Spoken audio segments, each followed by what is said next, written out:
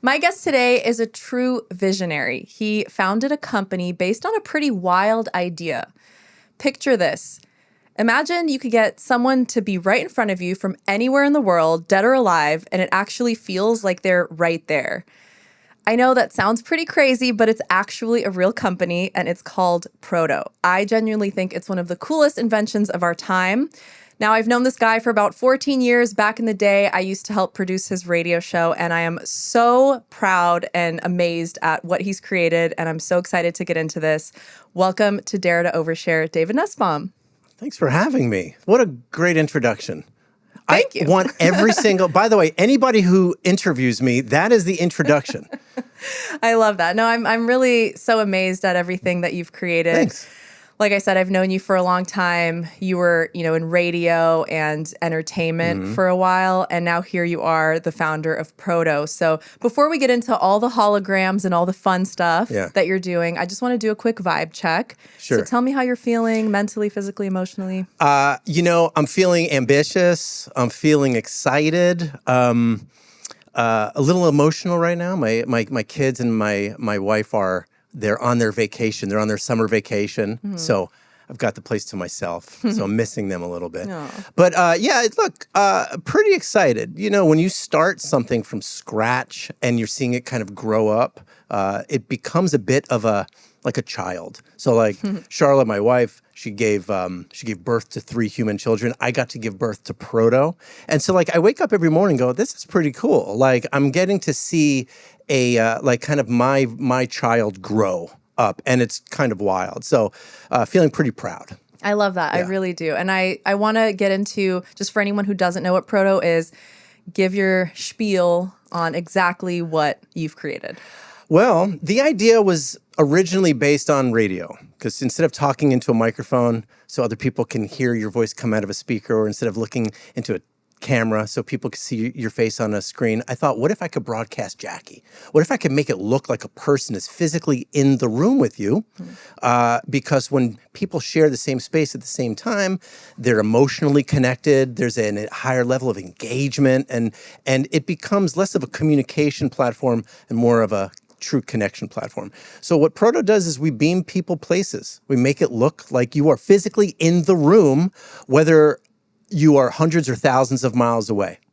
Now, though, over the last few years, we'll always continue beaming people places, but now we're using AI a lot so that when you can't physically beam somebody somewhere, I can turn you into a fully interactive, multilingual AI agentic avatar with all of the information that Jackie Hollywood would have, but then you can also expand into other areas. So we're being used a lot in museums and airports and things like that. Yeah, and I'm so excited to talk to you about all the places in which Proto is now available to look at and play with.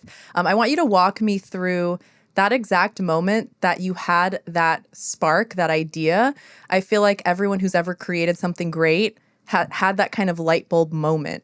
Sure. So walk me through when that was. Where were you? What were you doing? Well, I wanted to be Jackie Hollywood when I grew up. I always wanted to be on the radio. All I ever wanted to do was talk into microphones. Every radio station I ever worked for would put me in the sales department, which was fine. I got to work with the talkers. I got to write the copy, and I got to be in the room. It was really cool. So the spark for me was getting my first job in radio in 1999. I've always loved radio. I've always loved broadcasting, and I've always just wanted to be around it. I've always thought that, being able to communicate with a large audience was always going to be the future. I started a podcast in 2008. I was one of the first podcasters, and I was doing it from my apartment for a while, and on that podcast, I met a guy, probably around 2010, 2011, who owned the patents that were famously used to put Tupac on stage at Coachella in 2012. So that happened, and in 2013, my old company and we acquired those patents, and we just started bringing back all these dead people. Billie Holiday and Whitney Houston, and we just started bringing back all of these late legends to posthumously perform. But the spark happened for me because like I was just saying, I'm a communicator, I'm a broadcaster. I like talking and engaging with a real person in real time. So I thought, is there a way to take the idea of holograms, which were now becoming popular, and the idea of communication and just kind of smash them together? And so the idea for Proto was born in my living room in about 2018. Instead of bringing back the dead, use holograms to beam the living. So how did you get that confidence that this particular idea that you have is worth betting on? Because so many people probably have these wild ideas of inventions they want to see created or companies they want to see built, but then it's like, well, is this actually worth spending my time and money on? How did you get that confidence? Yeah, I had the confidence because, I kind of product tested it out in the world. I had already been working on holograms, and I saw the emotion that the fan in the stands and the hologram on stage had. I saw the connection. I already knew that it was an idea. But the old technology, it's called Pepper's Ghost. It's a big magic trick. It's been used in Vegas and the Michael Jackson 1 show in Vegas. If you go to Universal Studios, and it's just all over the place. Requires big hologram stages, requires millions of dollars of production and all those kinds of things. But I thought, this could be a thing if we could shrink them down into kind of single passenger capsules. So it could go into a room, it could go into an office, it could go into the corner of a space, of a retail location or in a museum or something like that.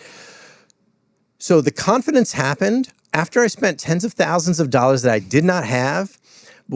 I finally made one prototype just good enough, and it kind of just worked well enough for me to say, wait a second, this kind of looks like this person is here. Like, it looked like this person was in the room with me, even though this person was just a digital recreation. And so I just started schlepping. That's a Yiddish term. Okay. So I started schlepping this thing everywhere that would let me in the front door. I took it to Comic-Cons. I took it to red carpets. Anywhere somebody said yes, I brought it. And if they said no, I just found a different door, and I just kind of set up shop. And people allowed me to come in, and then the reaction, the lines wrapped around the corner. I want to be a hologram. Oh my God, can I beam somewhere? Can I use this to, bring my grandma back, or can I use this to connect with my children? So the confidence came from just finally getting the first prototype to kind of look just good enough, put it out in the world, and then the people just told me it was the right thing. I made a good move. So when you saw people experience it, they had this insane reaction, right? But did you also get a lot of blank stares sometimes of like, what is this? This isn't going to go anywhere, when you would explain your idea? Jackie, I got thrown out of so many office buildings because trying to start a company, typically you need to raise money, especially if you're going to start a holoportation company, beam people places.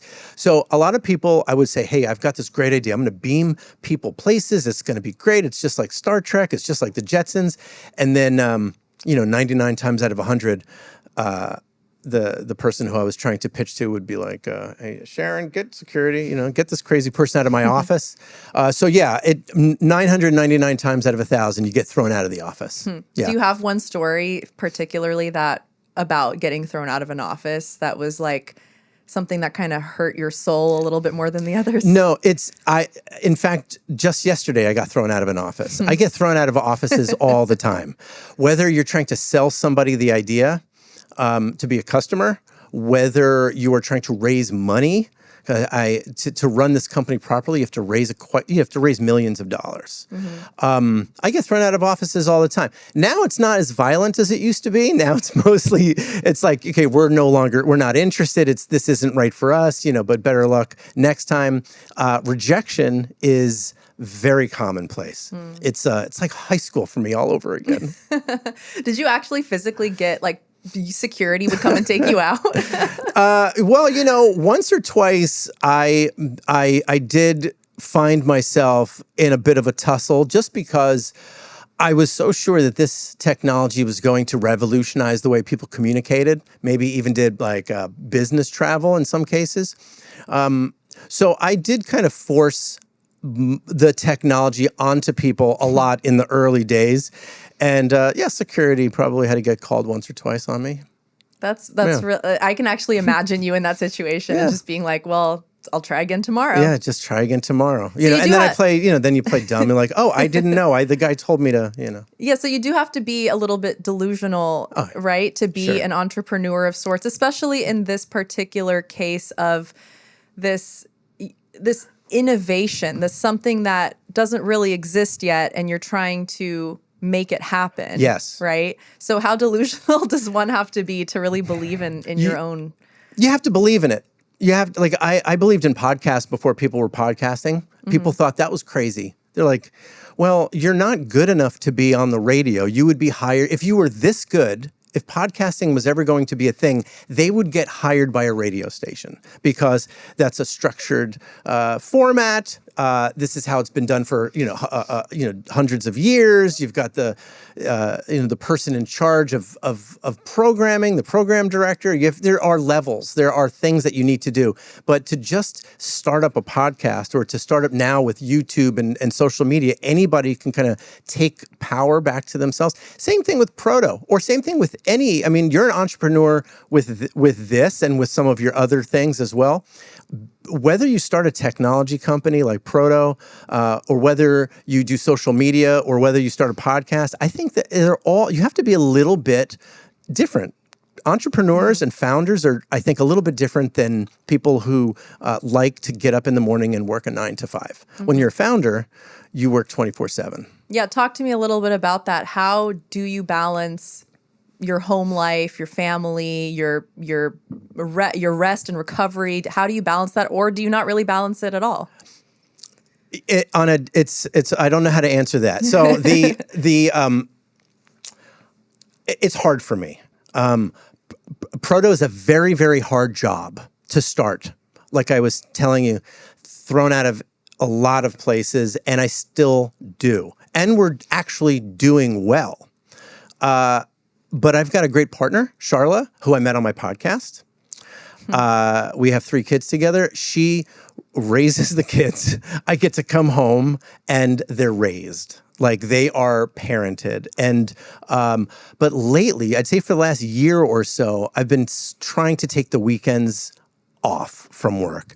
I turn the phone upside down. I take my little son Theo to the park. I take my girls to their gymnastics, and we'll go shopping, and we'll do all the things together, And so I think it's important because I blinked and my kids were entering middle school, And when I started Proto, they were just 3 and 4 years old.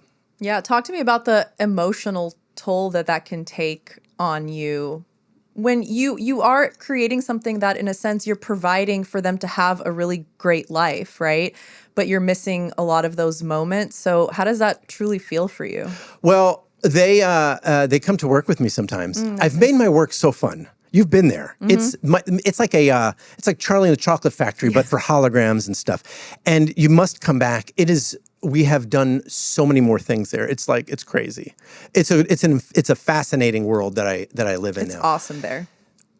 My kids love it because there's always something to do. So, if I go in on the weekends, or if it's summer break, or if they're on a break for like spring or whatever, they like to come to work with me, and I absolutely love having them there. So they learn from me.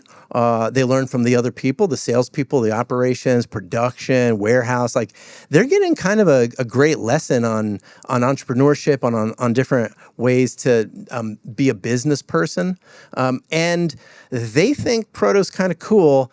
They've invited me 2 years in a row for Career Day. Wow. So I am a star at Career Day. You're a cool dad. Yeah, I just for one day. But then they roll their eyes at me the other 364 days. The other times you're still just their dad, but sometimes you're actually cool, right? They like it. They're like, when I show up, all the kids, they all want to, become a hologram, or they all want to have a conversation with AI Snoop Dogg, because I'll say, hey kids, like who knows who, Howie Mandel is, or who knows who Snoop Dogg, because we have all these AI characters, all these AI avatars officially licensed with the celebrities themselves. And so they're like, oh my God, this is amazing. So now you can have a conversation with Snoop in Japanese. It's really fun. Yeah, I remember you were live once on TikTok or Instagram, and I I came on as just a guest in the chat, and AI Howie Mandel was talking to me in Japanese. Isn't that something? And I was like, Yeah. this is crazy. This is the future. Yeah, it is the future. I need it to be the now, though. So, Yeah, like, it is the now. People are saying, yeah, this is the future. This is the future. I'm ready for this to be the now. Like, we've sold thousands of units, which is really great. But I'm ready for this technology to be in hundreds of thousands of locations. So that's my focus for the remainder of this year. Getting us from. I want to be ubiquitous. We have to be everywhere. Well, let's talk about some of the places that you have been and are. Okay. One of my favorite places that I've seen Proto is on my favorite show, Big Brother. So last season, Proto was on Big Brother. Yeah. How exciting. I know that you're a big fan of the show. I'm a big fan of the Right. show. I've been watching since I was 10 years old. I've never missed one episode. Wow. I have not missed one episode since season 1, episode 1. Okay. So when Have you auditioned for the show? I have, if anyone's listening, I have. I would love to be on Big Brother. I know some people over there It is now. a absolute dream Would of you mine. still do it now, or I would do it. I would literally pack my bags tonight and leave tonight. Really? Yes, it's that Okay. serious. It's actually like the only thing in life outside of my podcast that I'm like, I have to do this before I Okay. die. Okay. So That's interesting. Yeah. we'll talk after. But no, I do want to talk about it. So I was watching Big Brother last season and I see Proto on my favorite show. I'm like, oh my gosh, I know the guy who made this. Yes. I remember texting you right away. I was like, so this is cool. insane. Yeah. So walk me through how you got on that show. I auditioned for seasons like 11, 12, 13. I had the podcast then, and I thought this would be cool if I get on a show, then I could talk about the podcast. And I did everything for the podcast. Now I do everything for Proto and for my family. And so I got to know the casting director. I got to know some of the producers because I got pretty far along. And every year since starting a hologram, I would email the creators of the show, the producers. I'd say, guys, this is a hologram. You could beam Julie Chen into the house, or you could beam in special loved ones for a thing, or maybe you can have some kind of a thing. And so they would throw me out of their office every single time. And it's every single year for like the last 10 years, I would pitch my product. So last year, I didn't pitch it. I was like, you know what? Enough's enough. I kind of gave up. And I got an email Wow. from Alison Grodner, the co-creator of the show. And she says, if you promise to stop emailing me, I think I have an idea. And so she told me what the idea was, that Proto would be the twist of the show. I couldn't believe it. This guaranteed some piece of me to be on every episode of the show from the time that the house guests walk in to the Big Brother house all the way through to the finale, which was really great.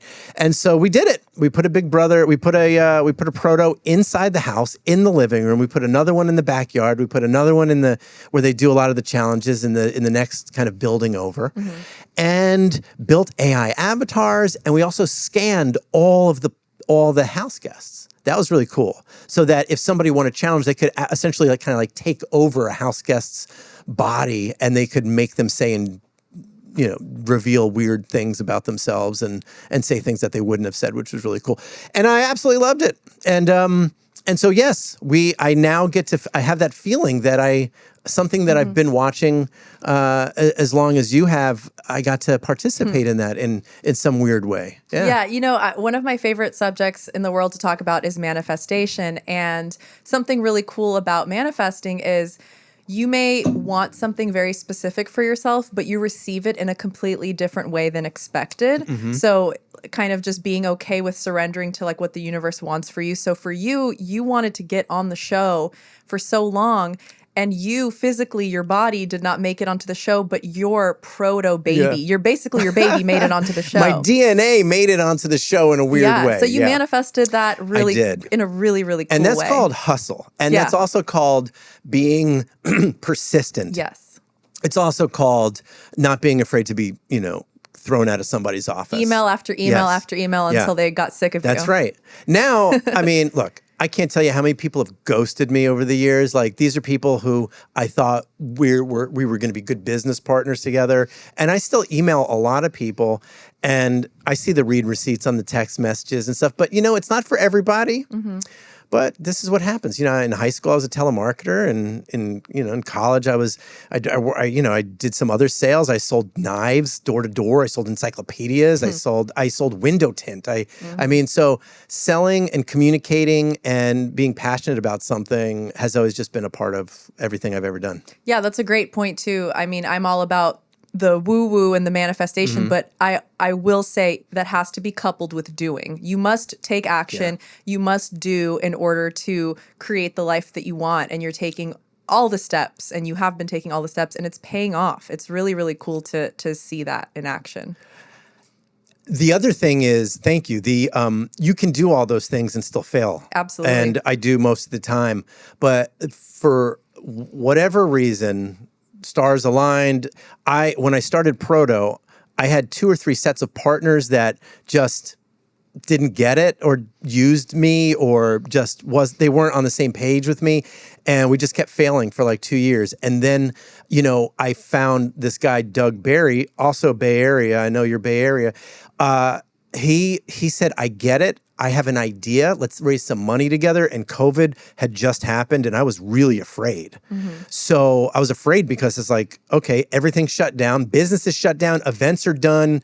Like, how am I just started this company. I'm just starting to see some success and everything. So Doug entered my life, and he has a track record of exiting companies by selling them, making lots of money for himself, the employees, and the investors, and he's also been a really great entrepreneur and business leader. So the stuff that I didn't know how to do, the stuff I was failing at, he says, I got this. And so finding the right partner who's been there and done that, you could be as persistent as you want. You could not take no for an answer, but you have to also surround yourself with people who have been there and done that, who can be a good partner. That's a great tip. What is some advice that you have on how to surround yourself with the right people and not get manipulated or tricked or lied to? Or maybe that's all part of the process. Got to get lucky. I think luck has a lot to do with it. I put my stuff out there on social media.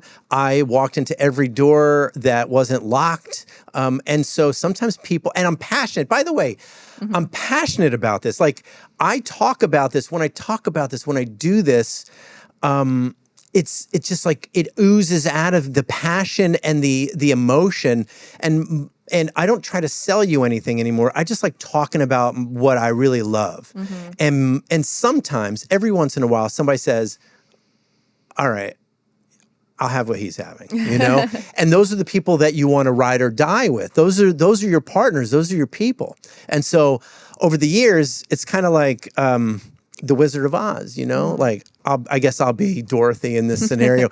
I'm kind of just on my own path for a while, but then all of a sudden, all these people just join me on my journey for that kind of, wizard at the end. And so that's what Proto has really become. I've gotten very lucky that I found the right people at the right time. I think that's how a lot of businesses get done. They have a good idea, but then they get really lucky that the people who can help them bring their idea through to fruition, it's not on that person. It's really on the team. Yeah, and like you said, the passion that you have for this, I can sense it. I think anyone who's around you when you're talking about it can sense it. But I now want to talk about how passions can change over time, right? You didn't know maybe when you were 20 that this was what you were going to do, and your passion was completely different.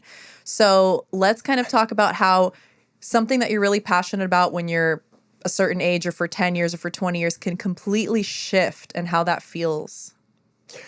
Well, for me, it's an evolution. I luckily for me, I kind of knew what I wanted to be when I grew up. I wanted to be the play-by-play announcer for the New York Mets. So I didn't actually ever get to do that, but I always knew that I wanted to find myself in the media broadcasting field. I have just been obsessed with the medium for years. And I failed at being a broadcaster. I did the podcast thing, and, guys like Mark Maron and Joe Rogan and Kevin Smith, and, they ate my lunch. And then, so when I knew I wasn't going to be a professional broadcaster or communicator, I went back to my roots of sales, and I started what is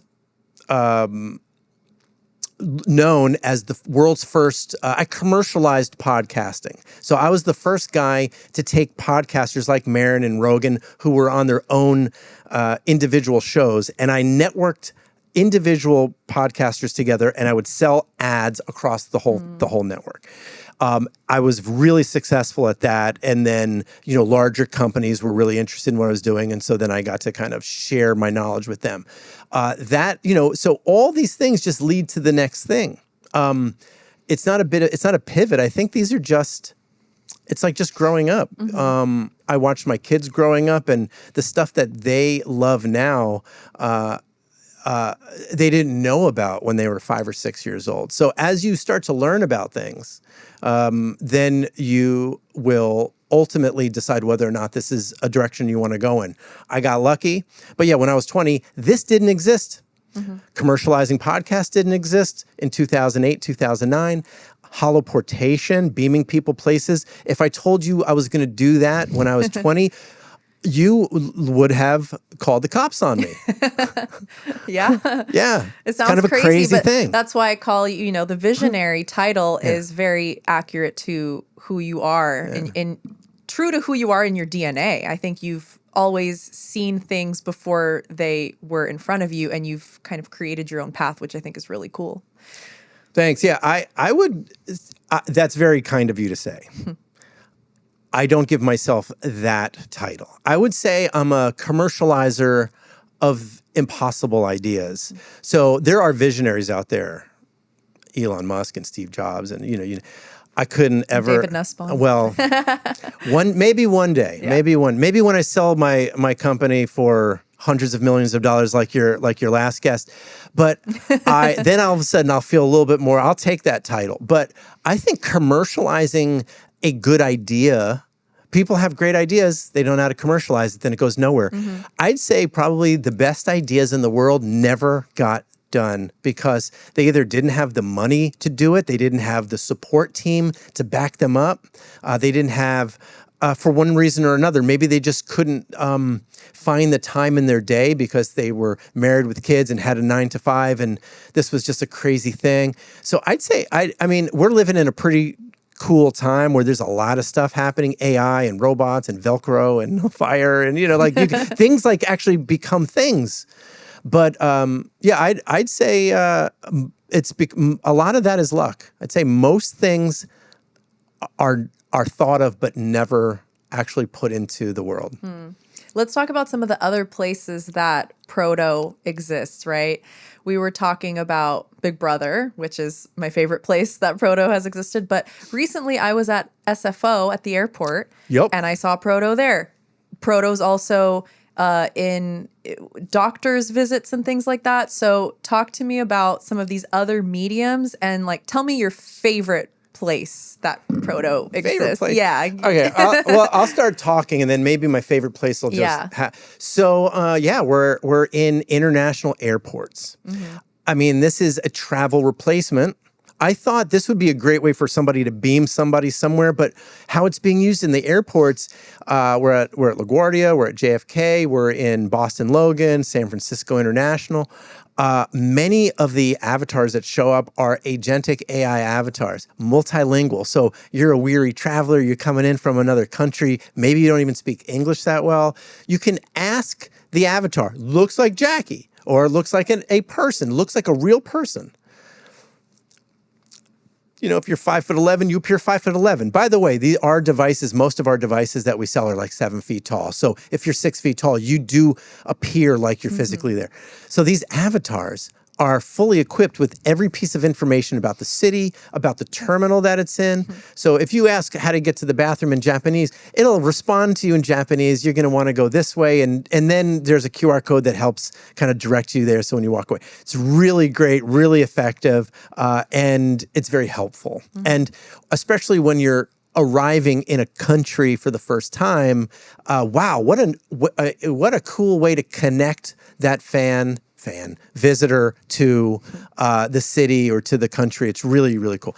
And same thing with museums, wild stuff. We're in many museums, but you talked about healthcare. I've got, my parents are in their 80s now. I'm very lucky that they're still with us.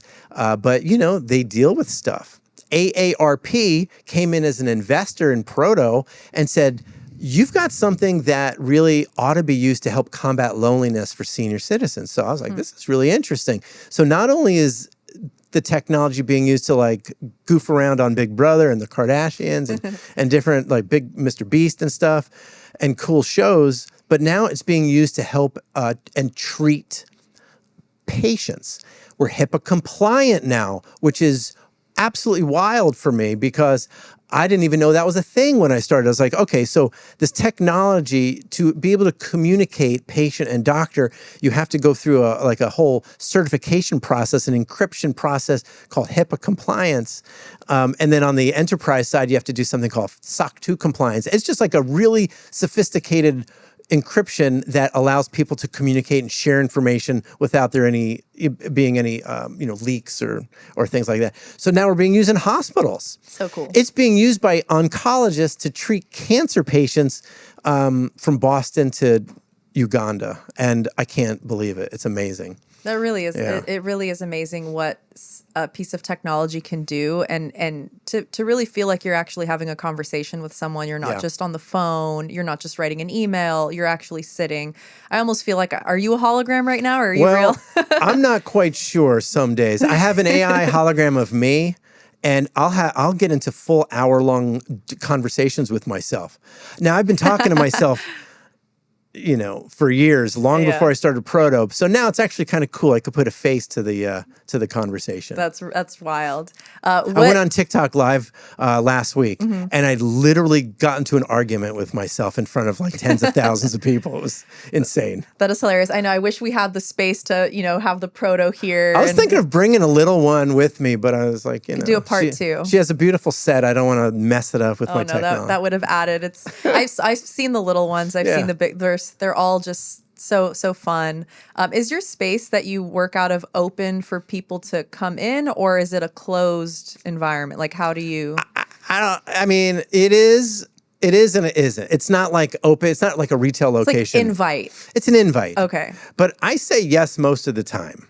I'm still kind of a crazy person, and I like to say yes a lot. And so, if you're interested, I'm just talking to your audience, or anybody. I love showing the technology off in person, and when you're there, Proto is just one thing out of the 100 things that's going on in that space. Place is bananas. Yeah. So slide through his DMs. You might get a yes. You never know.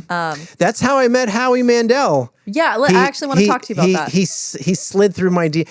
It was 2022. I had already raised about 15 or 20 million bucks. Proto was a thing, or it was becoming a thing. Everybody's watching this going, I've never heard of you. You're not a thing. Get over yourself. Sorry. In my brain, it was a thing. And I'm on Instagram, and I'm like, why do I have 200 comments from Howie Mandel? This is great. Visionary. He used, this is genius. I can't believe, I want to be everywhere without going anywhere. And then one of the things says, check your DMs. His phone number says, how can we work together? So I called him up.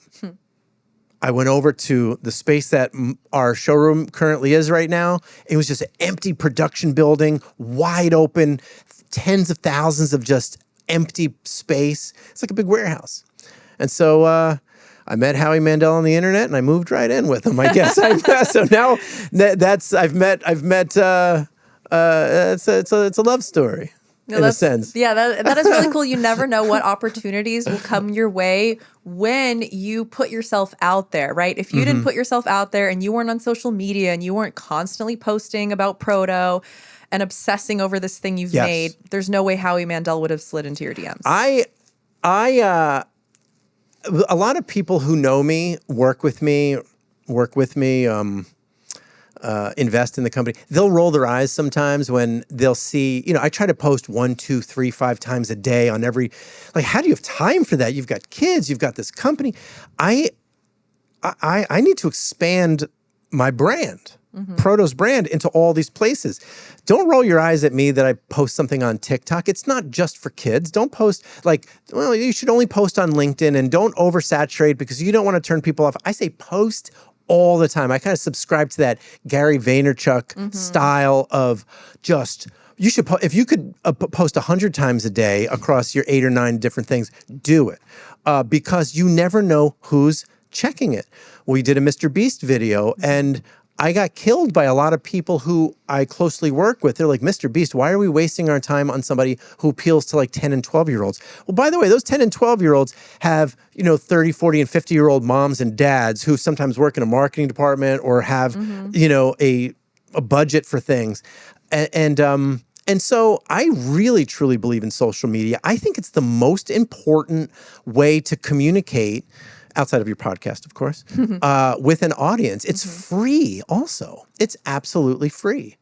Yeah, I 100% agree with you. So you say that you are the one posting and running all your socials still. Still. And I thought it was important to do that because I want to connect with people, and I didn't want to hand it off to a social media manager quite yet. But I think eventually we're going to have to get there because my baby's got to grow up at some point. And, I think more professional posts and things like that. But I do work with a lot of influencers. I work with a lot of celebrities. I work with a lot of brand ambassadors. But if you see a post on any of our social media channels anywhere, it came from me, which is why I'm exhausted. I didn't have these bags. I didn't have this gray hair 5 years ago. So it's being a founder and then just spreading the gospel about it it's like 2 full-time jobs. It's 80 to 100 hours a week. Absolutely. Social media is a lot of owners and founders. They're like, oh, I don't have time for this thing that the kids are doing. It's like, that's, again, free advertising. We're not even talking about the paid ads. We're talking about just free organic posting. I think it's still really cool that you're the one doing it. I love when I open up my TikTok and I see you live talking to a hologram, because it gives it a character of, that's really you. It gives it that personable, relatable thing. Thanks. Like that you didn't just hand it off to somebody, which is okay if you do in the future, but I love seeing that it's still you. Yes. I do love it also because for me, it's practice as well, because I'll go there and maybe while you're watching one of my lives, I'll mess up. My AI will glitch, or maybe the language doesn't come out in the proper dialect. And these are things that I wouldn't, I'm going to test them anyway. Might as well test them in front of people, get feedback. And by the way, TikTok will let you know if they like it or not. Yeah. That they are very, there's a lot of opinionated people on TikTok, let's say. So yes, I will train, I will practice, I will rehearse on TikTok. And then I'll take those 2 hour long TikTok lives, I'll start clipping them and I'll post them on everything. And if something really appeals to like a business leader or something that I found to be interesting enough for outside of traditional social media, I'll put that on like LinkedIn. And so I'll connect with, other founders and entrepreneurs and people, maybe customers or investors there. Yeah, that's awesome. I want to talk to you about AI. AI is a big subject right now. Some people love it. Some people hate it. Yes.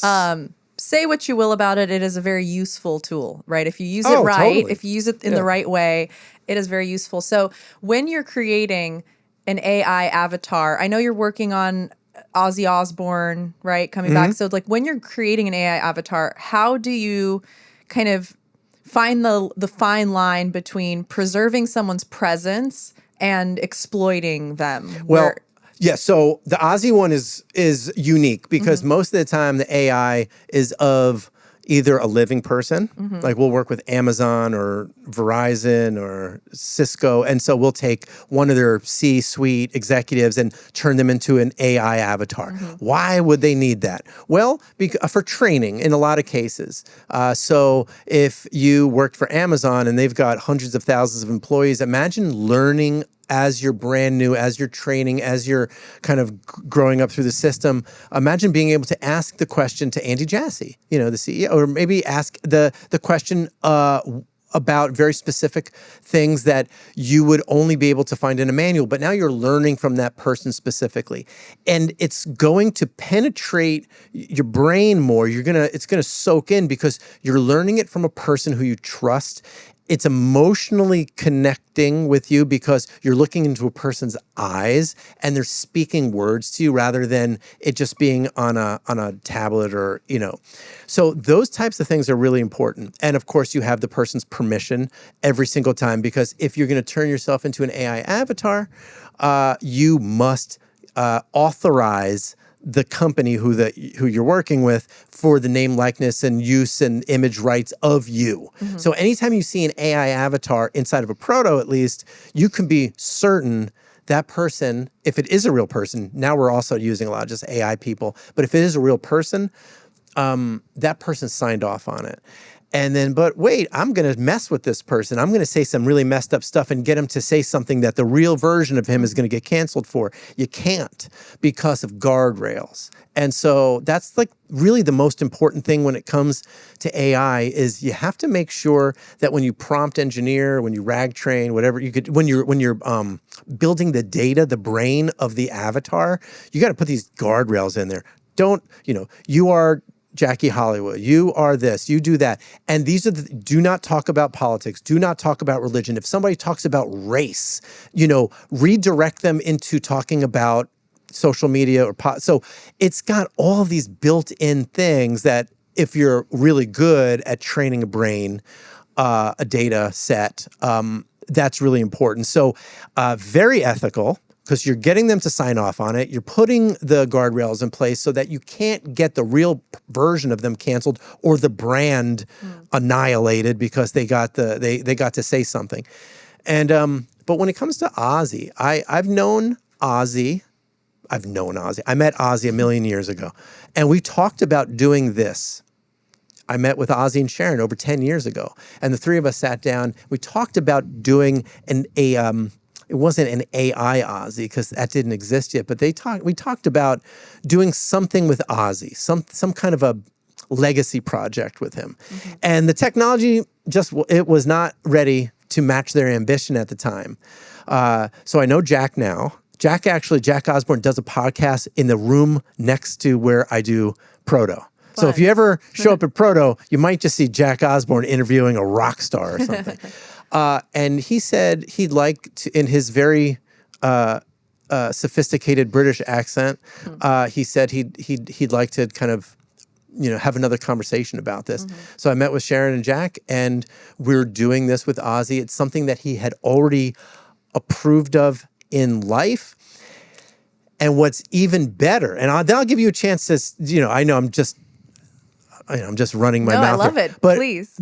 My favorite thing that Jack and Sharon are doing with the AI Ozzy hologram is they are completely curating every single word that comes out of digital Ozzy's mouth. It's literally everything that he said or sang or talked about, every answer he ever gave on every red carpet, every word he ever wrote, in every lyric. And it's completely encapsulated. So it's not like ChatGPT where it starts fishing for answers if it's not finding something. If it doesn't find something, it'll let you know that it doesn't have that information. It's not going to just give you an answer to make you happy like Gemini would do.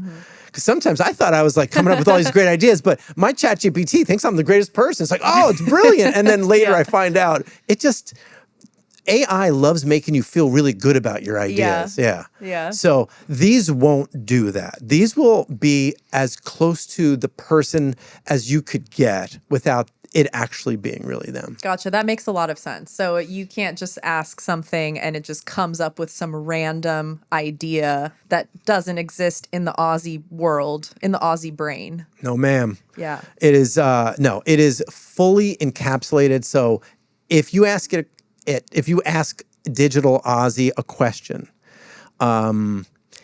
the answer you get will likely be something that he may have already said, or it's a combination of different things from its data set that was carefully curated specifically by Sharon and Jack. That's awesome. Yeah. Well, that's a great explanation, and that makes a lot of sense how you created that. It's really, really cool. I'm sure it'll mean a lot to them too. Have they seen it yet? Have you created it yet? So we're working with a company called Hyperreal. Okay. They win Oscars for digital effects. I'm not that technically and production value at their level yet.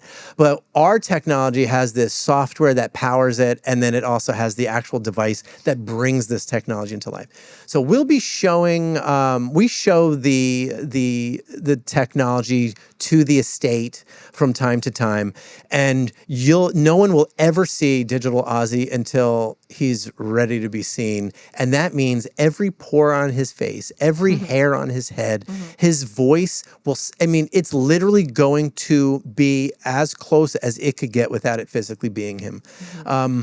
And what age is he going to be? That's kind of an interesting thing too. If you brought back Elvis, what age do you bring him back? If you brought back Michael Jackson, what age? And so these kinds of questions are what we ask Sharon and Jack, or anybody who wants to digitally resurrect and create an AI avatar of somebody.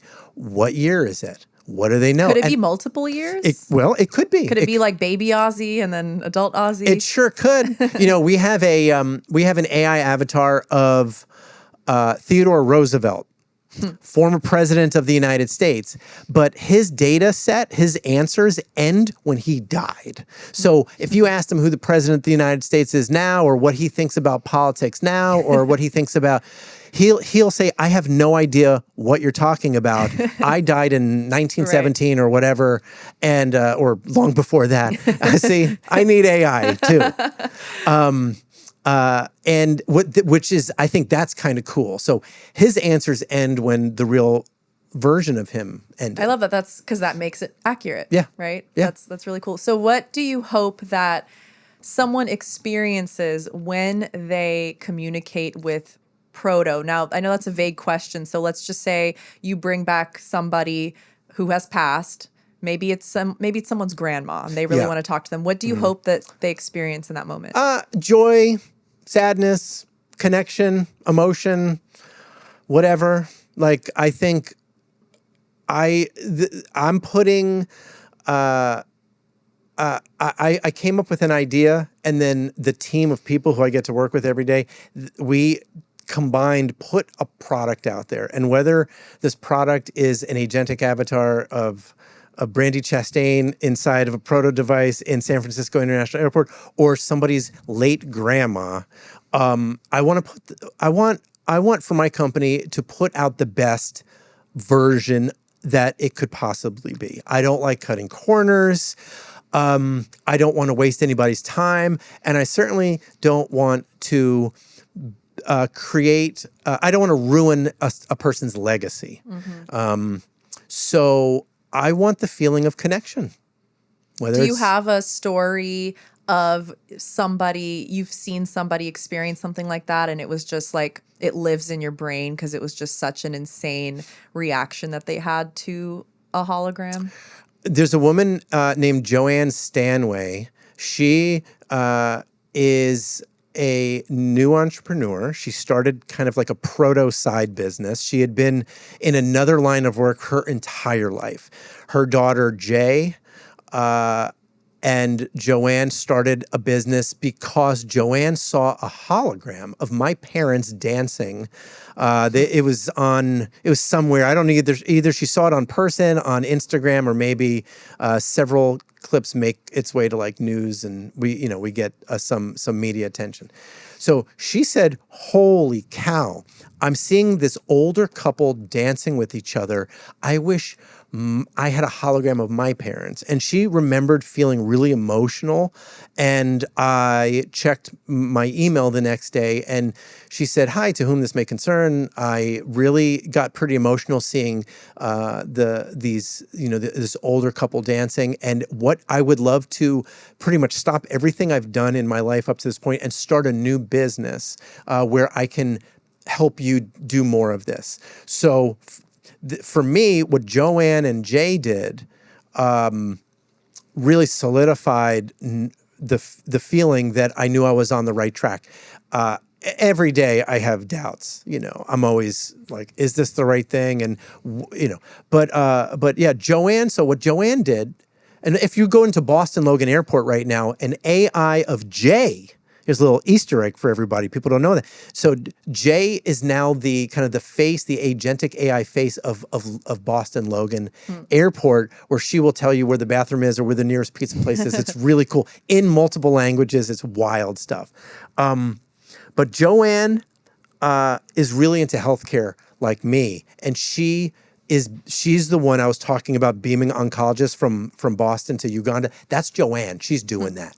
She sent Proto M tabletop units. These are like these little like holographic tablet-sized displays. She sends them to Uganda and other places that are so rural and remote that healthcare is really like good healthcare is hard to come by. So she'll beam big city doctors in to do breast cancer awareness and things like that. So yeah. It's really, really cool. Yeah, I'm sure that this conversation hopefully is inspiring to people out there who have these wild, grand ideas that maybe are a little delusional and they want to pursue them. And they see somebody like you talking about this idea that you've pursued, even in those sleepless nights, those hard days and years that you've gone through. So if there's somebody out there who has this really cool idea and they really, really believe in it, but they don't have the proof yet that it can work, what would you say to those people? Well, surround yourself with people who have been there and done that and failed at it before. If you try to do this by yourself, you're not giving yourself enough of an opportunity. Don't be greedy. Don't. By that I mean, if you are open to investors, and this is my path. Some people want to do it all themselves and they want to own 100% of their business. For me, I don't care how little of my business I still own because I've opened it up to investors. And every investor and every employee at Proto, everybody owns a piece of the company. So there's lots of owners. So I would say be open to sharing your baby, your business, your company with other people. Once you take a single dollar of investment from anybody, it's no longer your company. It's our company. And expect more people to say no than to say yes. And when you have a bad day, and I have them a lot, allow yourself to be upset. Allow yourself to swim around in the sadness and really, and if you want to beat yourself up because you messed up, you should. But then wake up tomorrow, clear it, and start over. It's beautiful advice. What is still left for you that you feel like you've accomplished so much, but what is that vision, that dream that you have for Proto that has not happened yet? I'd say 99% of Proto hasn't happened yet. Wow. I can see a world where Proto is a consumer device. Right now, we're not.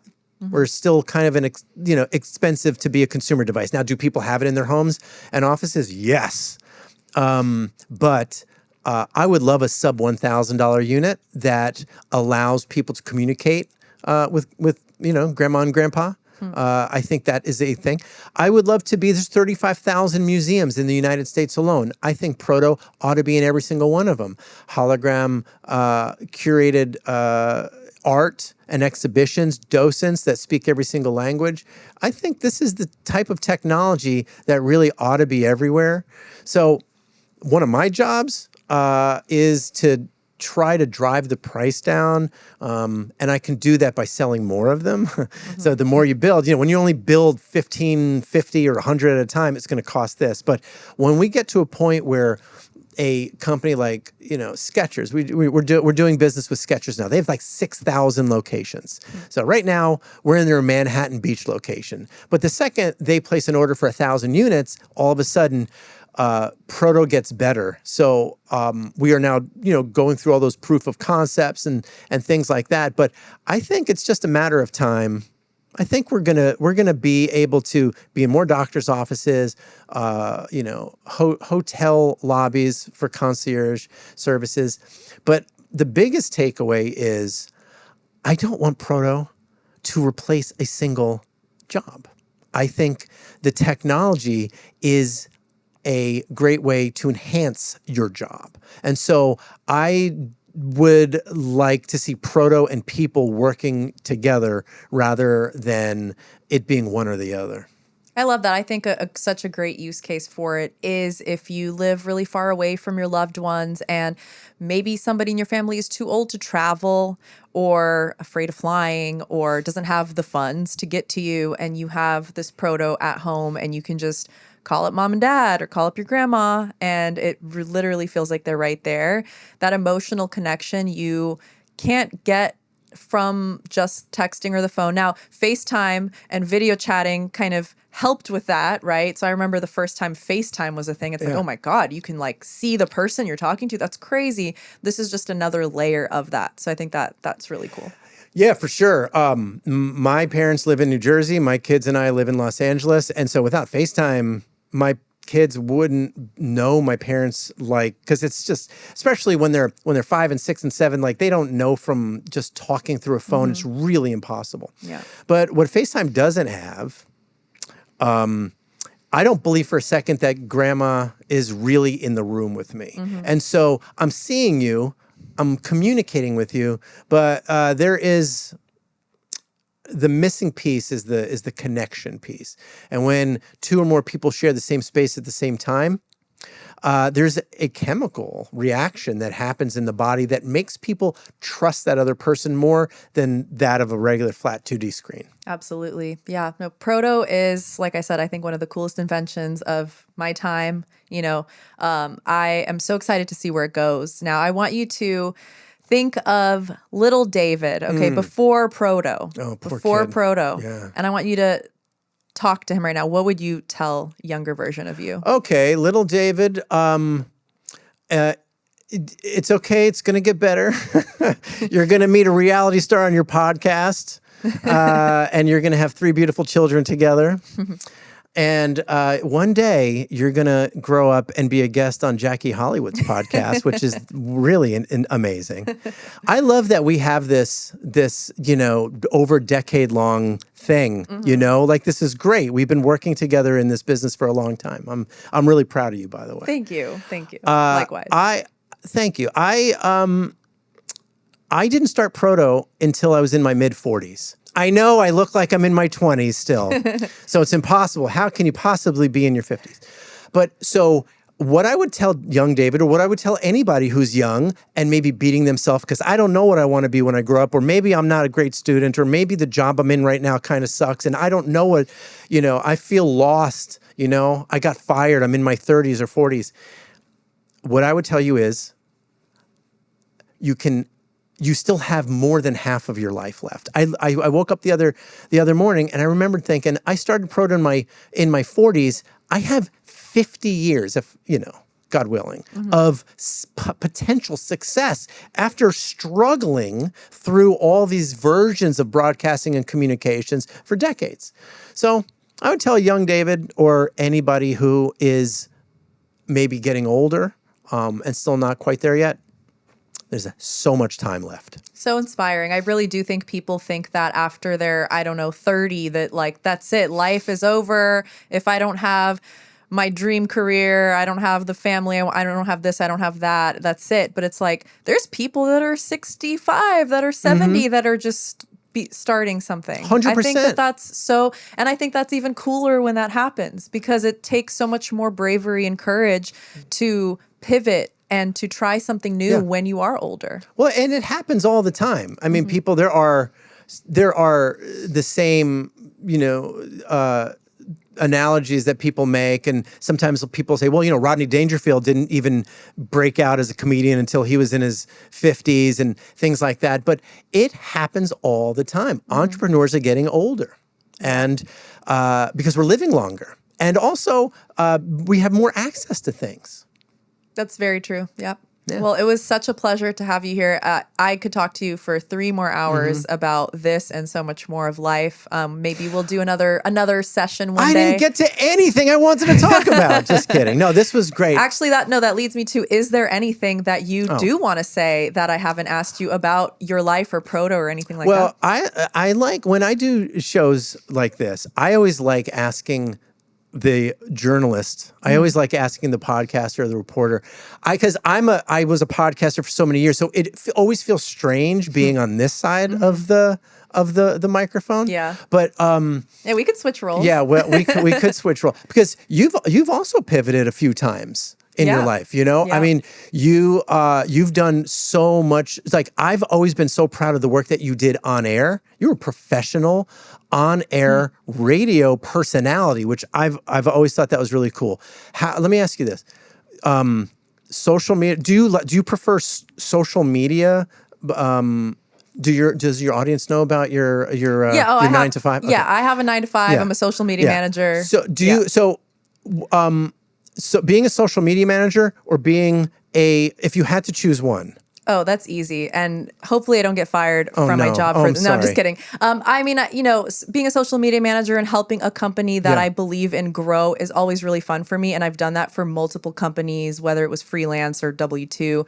But building my own thing is always going to be the winner, right?